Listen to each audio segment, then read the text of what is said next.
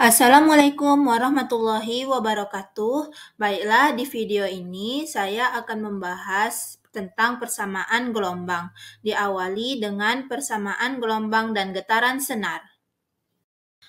Misalkan kita mempunyai sebuah senar yang lentur dan dipakukan pada kedua ujungnya. Jika memetik senar tersebut atau menariknya dan melepaskannya, ia akan mulai bergetar. Kita ingin menentukan bentuk getaran tersebut dengan menurunkan persamaan diferensial parsial. Persamaan gelombang yang harus dipenuhi oleh fungsi posisi senar. Misalkan senar memiliki panjang L dan dipakukan pada titik 0,0 dan L,0 seperti gambar 2.5. Gerak senar dijelaskan oleh fungsi posisinya yaitu UXT, ketinggian senar pada titik X pada waktu T. Lihatlah pada gambar di sebelah kanan. Pertama kita analisa dulu yang bagian T sin theta 1 UX XT. Jadi T sin theta 1 itu dapat diaplikasikan menjadi UX XT, di mana T adalah tegangan, UX XT itu adalah perpindahan ketinggian senar pada titik X dalam waktu T. Jadi kalau T sin theta 1 berarti dia di tegangan pada sudut theta 1. Jadi kita harus melihat ke gambarnya. Yang di sebelah sini adalah depannya, di sebelah sini adalah miringnya, dan di sini jadi adalah miringnya. Lalu kita cari sin sama dengan depan per miring, sehingga sin theta 1 itu sama dengan depan per T. Dapatlah depan itu T sin theta 1. Lalu kita pindahkan ke T sin theta 2, diaplikasikan jadi UX delta XT, di mana T adalah tegangan, UX delta XT adalah perpindahan ketinggian senar pada titik delta X dalam waktu T. Jadi, kenapa di T sin theta 2 itu delta X? Karena dia berpindah tadi gitu, dari titik X ke titik yang baru, makanya dia delta X. Lalu kita cari kenapa dia dapat T sin theta 2. Sama seperti yang sebelumnya, kita gunakan sin sama dengan depan per miring, sehingga sin theta 2 depan per T, di mana depan sama dengan T sin theta 2.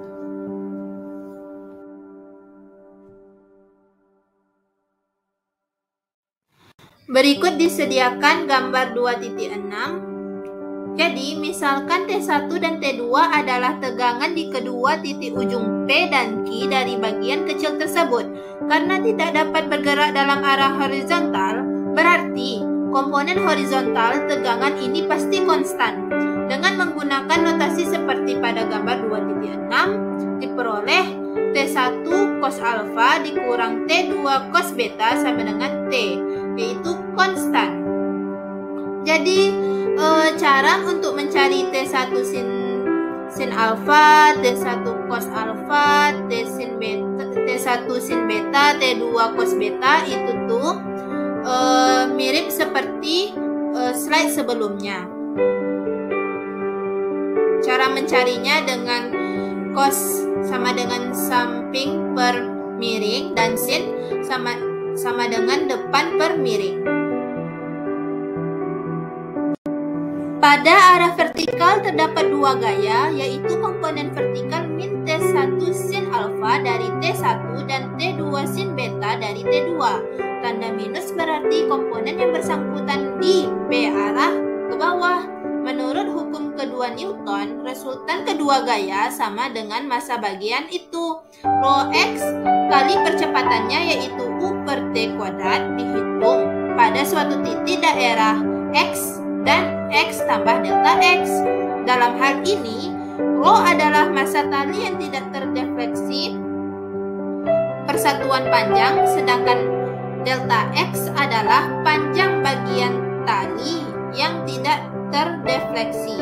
Jadi, kita misalkan persamaan 2 T2 sin beta kurang T1 sin alfa sama dengan Rho delta X, yaitu do kuadrat U per do T kuadrat.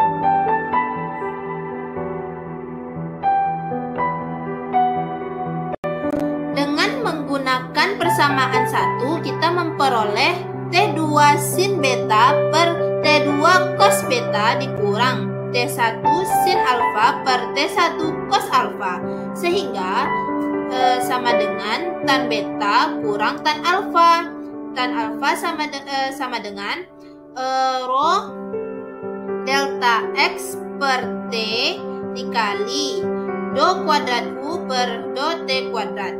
Sekarang, tan beta dan tan alfa adalah kemiringan kurva tali itu di titik X dan X tambah delta X. Maka tan alfa sama dengan do U per do X dan tan beta sama dengan do U per do X. Di sini kita harus menuliskan turunan parsial sebab U juga tergantung pada T.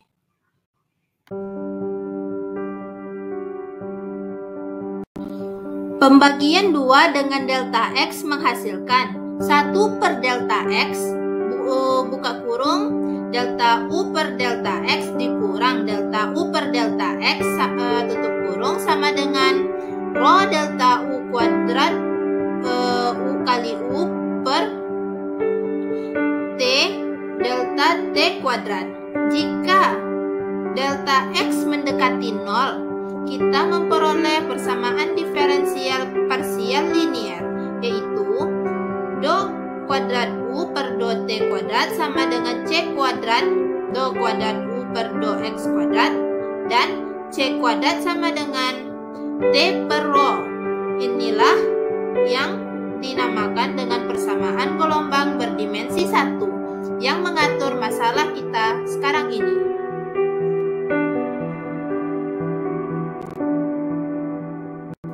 Lalu kita lanjutkan ke aplikasi lain untuk persamaan gelombang.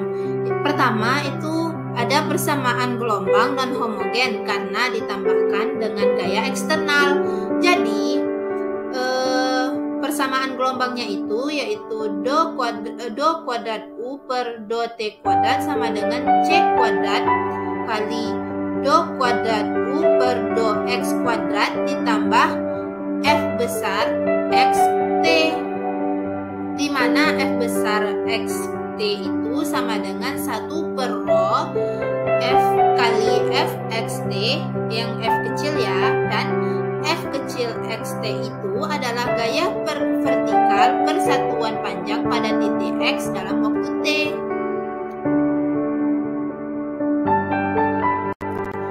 Gelombang longitudinal pada batang. Jadi UXT adalah perpindahan penampang kiri ke kanan yang awalnya berada di X pada waktu T, maka U memenuhi UTT sama dengan KUXX.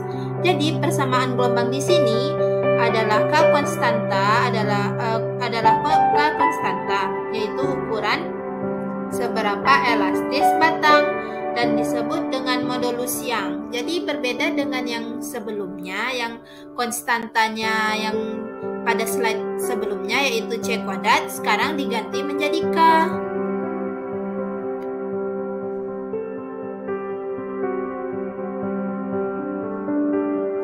Dan masih banyak lagi contoh-contoh dalam mengaplikasikan persamaan gelombang.